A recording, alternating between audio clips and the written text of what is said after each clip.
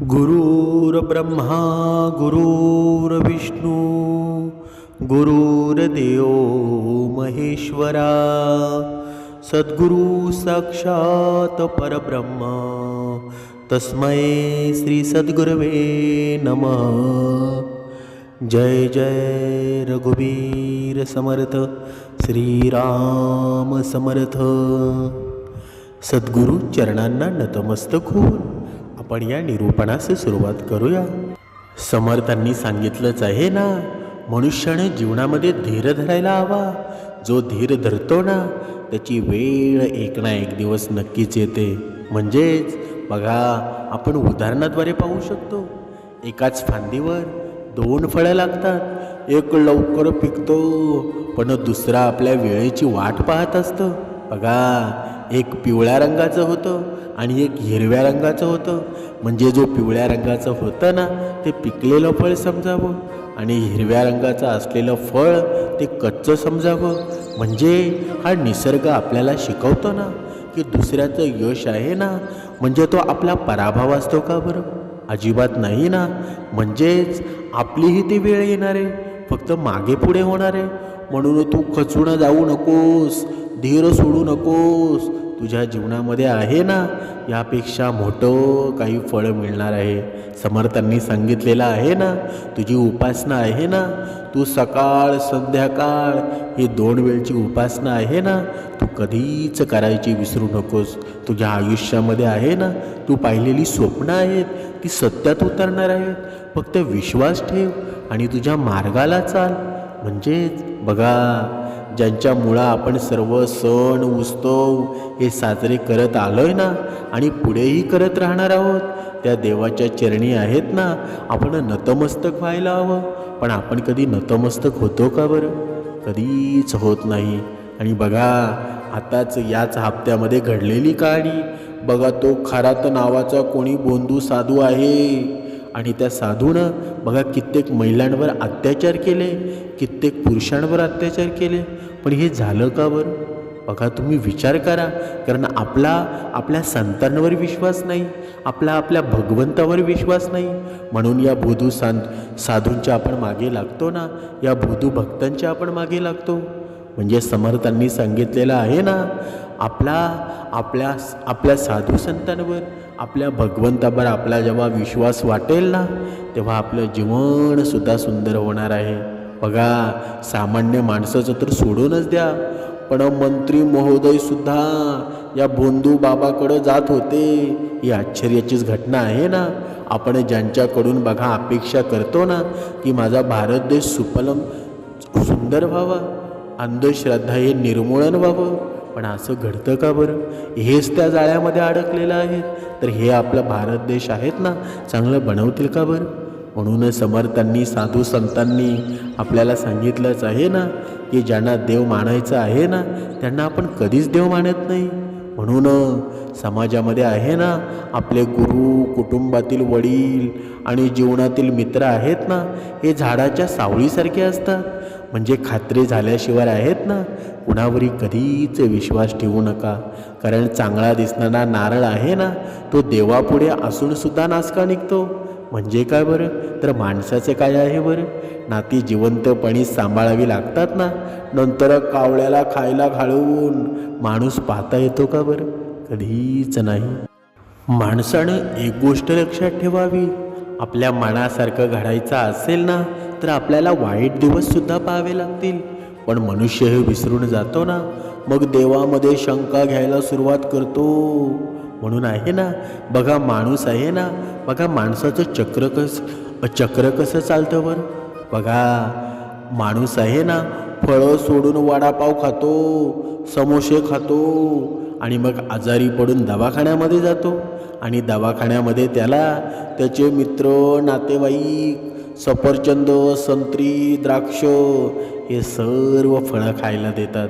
आणि नातेवाईक आहेत ना परत दवाखान्याच्या बाहेर बसून वडापाव खातात, समोसे खातात। हे जीवनचक्र आहे ना बघा, ह्या असंच चालू राहणार आहे। बाकी सर्व मोहमायाच आहे ना। म्हणजे जो दवाखान्यामध्ये जाणार आहे ना तो खाली बसून दवाखान्यामध्ये जायची तयारी करतो। समर्थांनी सांगितलेलं आहे ना, म्हणजे केवळ सुखाच्या मार्गाने जीवनातील कोडं सुटत नाही, तर दुःखही भोगावं लागतातच ना. आयुष्याचा अर्थ स्पष्ट समजतो, म्हणजे आपले ज्याच्या जीवनामध्ये दुःख येत नाही ना, त्याचं आयुष्य आहे का बरं?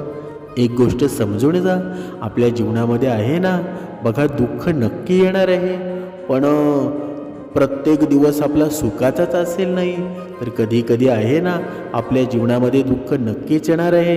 हे समजून मनुष्यानं जीवन जगावं, तर तुम्ही आनंदी व्हाल. म्हणजे तुमचं स्वच्छ मन जर असेल ना, तर नशिबाला सुद्धा आपल्यासोबत नतमस्तक व्हावं लागतं. म्हणून आपलं मन स्वच्छ कधी होईल, आपलं मन सुंदर कधी होईल?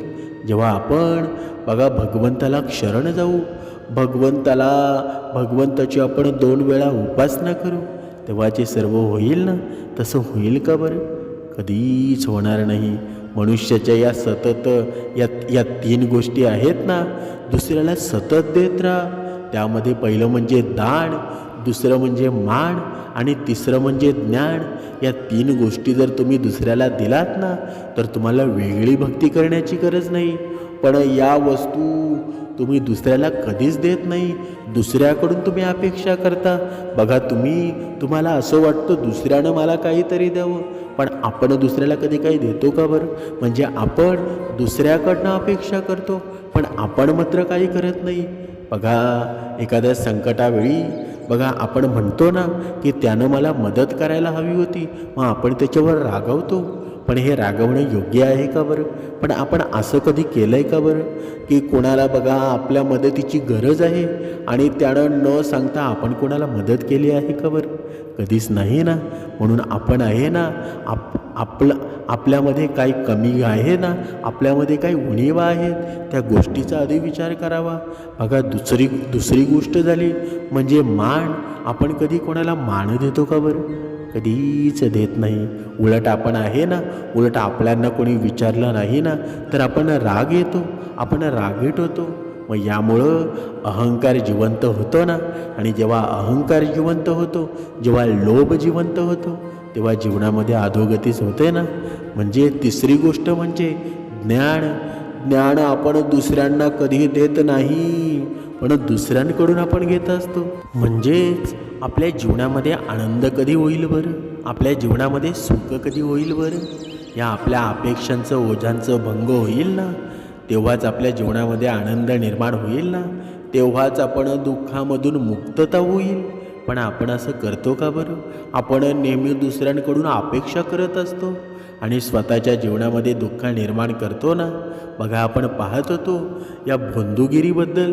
आजच्या या जमान्यामध्ये आहे ना बघा, असे भोंदू बाबा एवढे निर्माण झालेले आहेत ना, आपल्या महिलांचे, आपल्या स्त्रीचे किती अत्याचार सुरू आहेत. पण हे भोंदू बाबा आहेत ना, त्याला आपणच बळी पडत असतो, आपलीच माणसं बळी पडतात ना. पण आपल्या जीवनामध्ये जर आपल्याला खरा गुरु भेटला ना, तर अशा गोष्टी कधी घडतील का बरं? कधीच घडणार नाही. म्हणूनच दत्तगुरूंसारखा गुरु आहे ना, तो या जगामध्ये कुठे नाही. म्हणूनच दत्तगुरूंची सेवा करा. तुमच्या जीवनामध्ये आहे ना, कधीच काही कमी पडणार नाही. कारण दत्तगुरू आहेत, हे त्रिदेव आहेत, हे पूर्ण या जगाचे दाताच आहेत ना. म्हणूनच समर्थांनी सांगितलेलं आहे की बघा, एक गावामध्ये घडलेली घटना आहे ना, आणि 9 तरुण मुलांनी केलेला पर्दाफाश. बघा, आता हे सांगायचं झालं, बघा एका गावामध्ये एक भोंदू साधू आला होता आणि तो मोठमोठ्या गोष्टी करायचा की मी चमत्कार करतो, मी तुमचे सर्व अडचणी आहेत ना ते दूर करू शकतो, असं सांगून बघा सर्व गावकऱ्यांकडून तो पैसे लुटायचा, बघा दागदागिने लुटायचा. आणि गावाकडच्या बघा त्या माता भगिनी असतात ना, त्या भोळ्याच असतात ना. बघा, साधूने काही सांगितलं ना, सर्व काही दागदागिने त्याला काढून द्यायच्या. गावकरी सुरुवातीला त्याच्यावर खूप विश्वास ठेवू लागले, पण गावातला एक हुशार मुलगा होता, त्याचं लक्ष त्याच्याकडे ठेवून होता. त्यानं पाहिलं की साधू रात्री लपून खाणं पिणं करतो आणि लोकांना खोटं सांगतो की मी उपवास करतो, मी कधीही अन्न पाणी खाल्लेलं नाही, मी कधी पाणी पिलेलं नाही. एक दिवस त्या मुळानं सगळ्या गावकऱ्यांना गोळा केलं आणि साधूचा खरा चेहरा त्यांना दाखवला. म्हणजे भोंदू साधू पकडला गेला आणि गावातून त्याला हाकलूनच लावला ना. म्हणजे गावकऱ्यांना समजलं की हा अंधविश्वास न ठेवता विचार करूनच कोणावर विश्वास ठेवावा ना. म्हणजे अंधश्रद्धा टाळा, कोणावरही आंधळा विश्वास ठेवू नका. पण आपला माणूस मात्र तसा करतो का बरं? कधीच करत नाही. बघा आपल्या या जेलमध्ये आहेत ना, एवढे भोंदू बाबा झालेले आहेत ना, तरी वारंवार या गोष्टी घडत आहेत. मग ह्या बंद कधी होतील बरं? जेव्हा आपल्याला चांगला मार्ग भेटेल तेव्हाच्या गोष्टी बंद होतील ना. आपल्याला आपला देवच माहीत नाही, आपल्याला आपले संतच माहीत नाही, आपलं मन वेगळ्या गोष्टीमध्ये लागलं आहे. मग आपल्या जीवनामध्ये दुःखाशिवाय काही राहील का बरं? काहीच नाही. समर्थांनी सांगितलेलं आहे, माणसाचं जीवन एवढं सुंदर आहे ना, मनुष्यानं जसं राहावं ना तसं सुंदर होत जाईल. पण मनुष्य मात्र ते सुंदरच करायला पाहत नाही. खरं पाहता खरा आनंद आहे ना, तो मोहमाया सोडून समाधानातच खरा आनंद असतो ना. पण मनुष्य मात्र हे विसरलेलं आहे. बघा एका व्यापाऱ्याची जशी अवस्था झाली ना तशी आपलीसुद्धा होऊ शकते. एका गावामध्ये एक श्रीमंत व्यापारी राहत होता.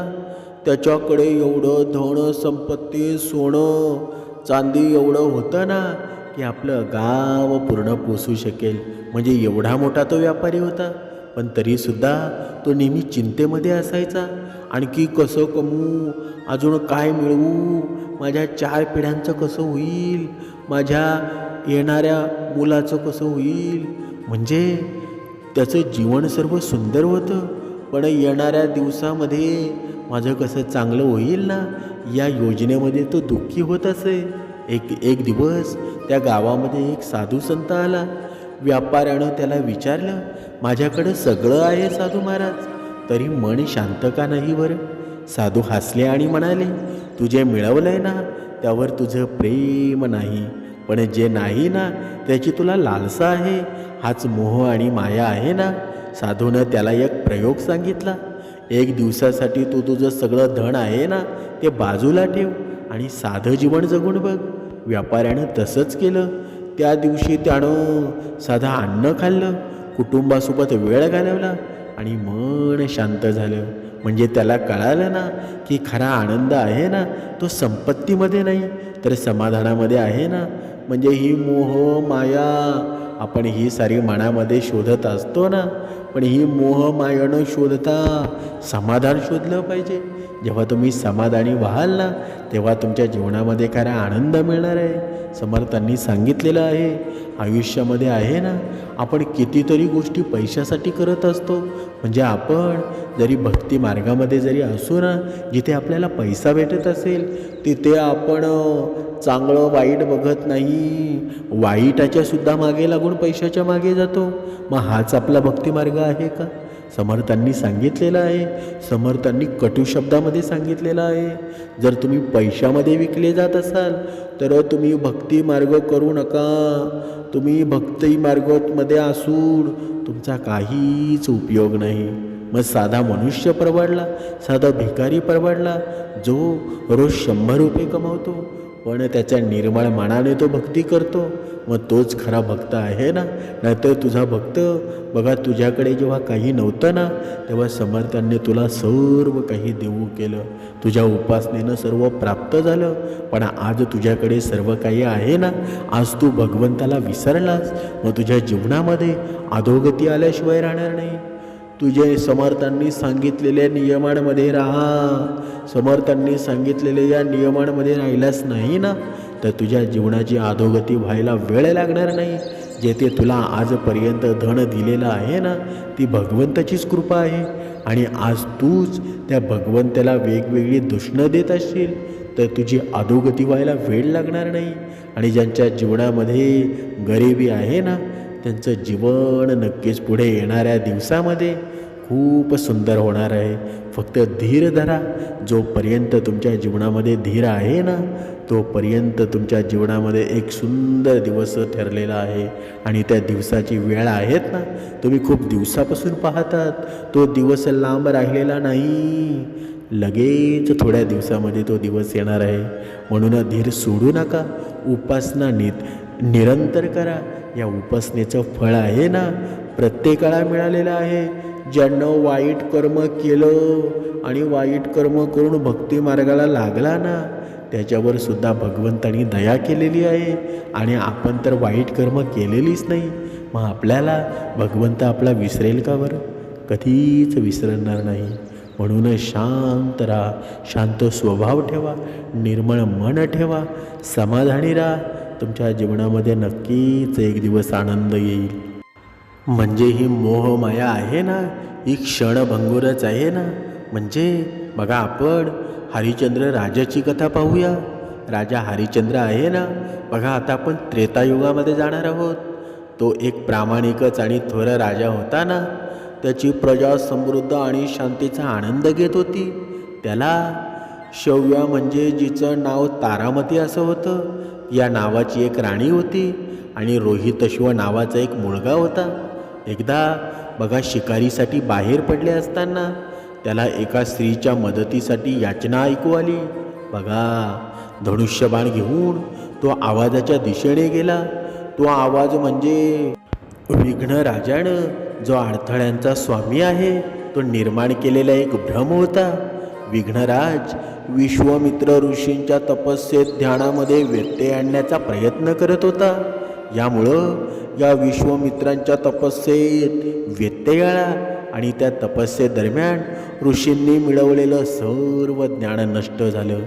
जेव्हा हरिश्चंद्र शुद्धीवर आला तेव्हा त्यांच्या लक्षात आलं की ऋषी त्याच्यावर अत्यंत रागावलेले आहेत आणि त्याने माफीसुद्धा मागितली.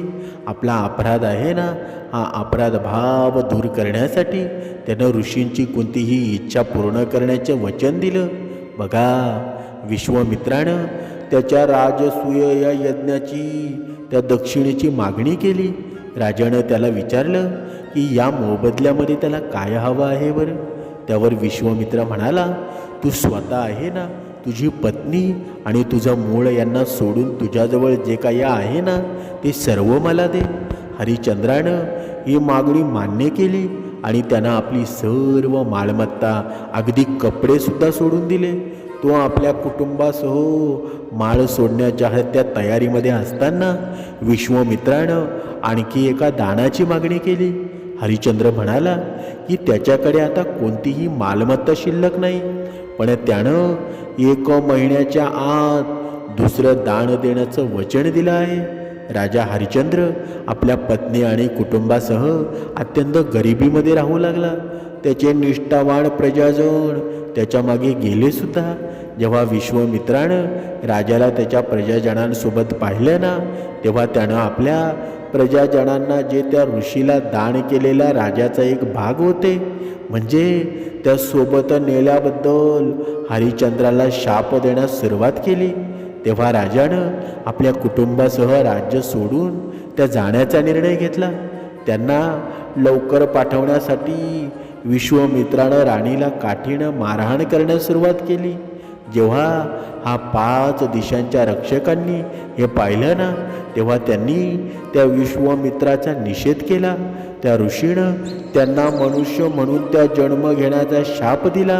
हे रक्षक देव पांडव आणि द्रौपदी यांचे पुत्र म्हणून जन्माला आले. आपले राज्य सोडल्यानंतर सुमारे महिनाभरानं हरिश्चंद्र पवित्र काशी शहरामध्ये पोचले.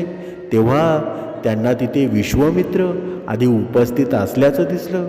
त्या ऋषींनी त्या राजाचं वचन दिलेलं दान मागितलं आणि हरिश्चंद्रांनी सांगितलं की 1 महिना पूर्ण होण्यास अजून थोडा वेळ आहे. ऋषी पुढच्या सूर्यास्ताच्या वेळी परत येण्याचं मान्य करून निघून गेले. त्यांचा हा भुकेलेला मुलगा अन्नासाठी रडत असताना हरिश्चंद्रांना चिंता वाटू लागली की ते ऋषींना दान कसे देऊ शकतील बरं. त्यांच्या पत्नी शैव्यानं सुचवले की काही पैसे मिळवण्यासाठी त्यांनी आपल्या पत्नीला विकावं.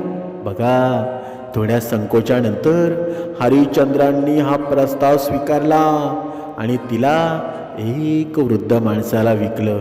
त्यांचं मूल आपल्या आईला सोडायला तयार नव्हतं म्हणून असं ठरलं की तो आपल्या आईसोबत जाईल आणि त्यासाठी अतिरिक्त पैसेसुद्धा देण्यात आले. बघा, थोड्याच वेळामध्ये विश्वामित्र पुन्हा प्रकट झाले आणि त्यांनी ती दानाची मागणी केली. हरिश्चंद्रानं आपल्या पत्नी आणि मुलाच्या विक्रीतून मिळालेले ते सर्व पैसे त्यांना दिले. तथापि हा विश्वामित्र आहे ना, त्या दानाने असमाधानी होते आणि त्यांनी आणखी दानाची मागणीसुद्धा केली. तेव्हा हरिश्चंद्रानं स्वतःच्या विकण्याचा निर्णय घेतला. तेव्हा एका अस्पृश्य चांडाळानं, जो प्रत्यक्षात यमाचा वेश होता ना, त्याला विकत घेण्याची तयारी दर्शवली.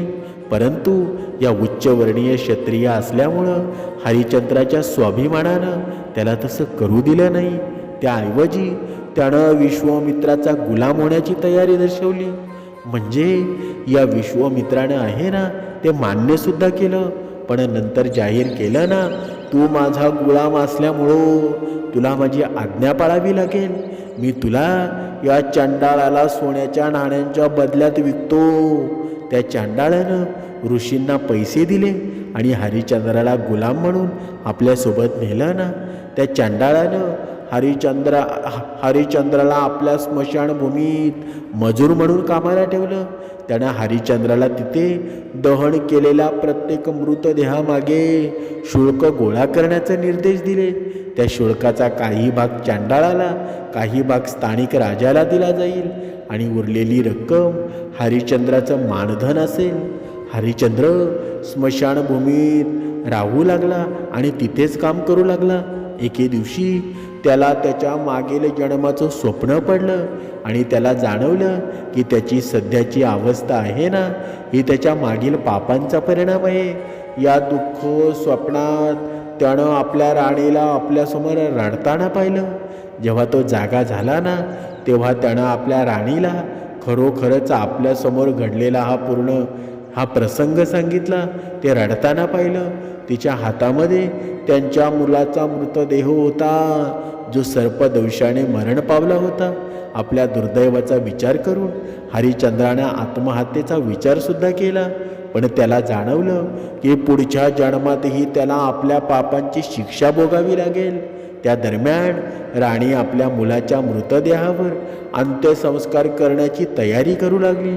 पण हरिश्चंद्रानं तिला सांगितलं की शुल्क दिल्याशिवाय तो तिला तसं करू देणार नाही.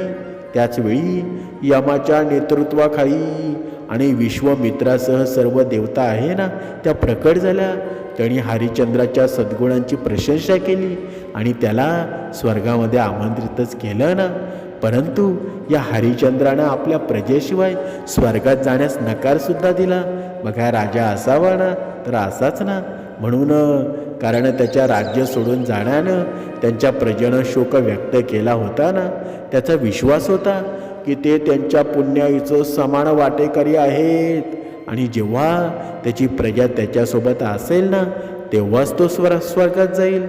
त्यानं देवांचा राजा इंद्राला विनंती केली की त्याच्या प्रजेला किमान एका दिवसासाठी तरी स्वर्गात जाण्याची परवानगी द्यावी. इंद्राने त्याची विनंती मान्य केली आणि तो आपल्या प्रजेसह स्वर्गात गेला.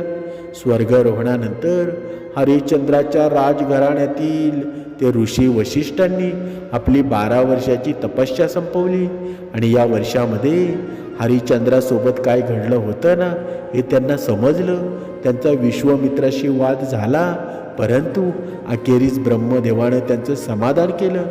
ब्रह्मदेवानं त्यांना समजून सांगितलं की विश्वामित्र हे केवळ राजाची परीक्षा घेत होता आणि खरे तर त्यानं राजाला स्वर्गात जाण्यास मदत केली होती.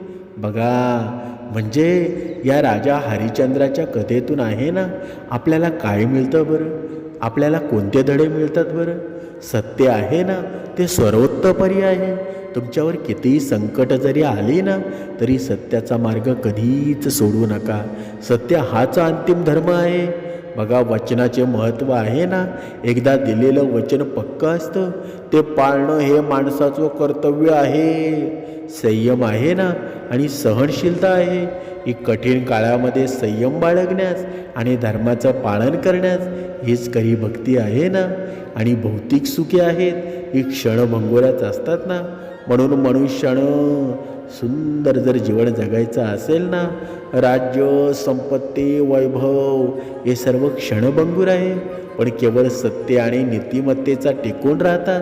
म्हणून कुटुंबातील त्याग आहे ना, तारामतीनं आपल्या पतीला त्याच्या सत्य शोधनातून पूर्ण पाठिंबा दिला. हे एक आदर्श पती पत्नीचं उदाहरण आहे ना.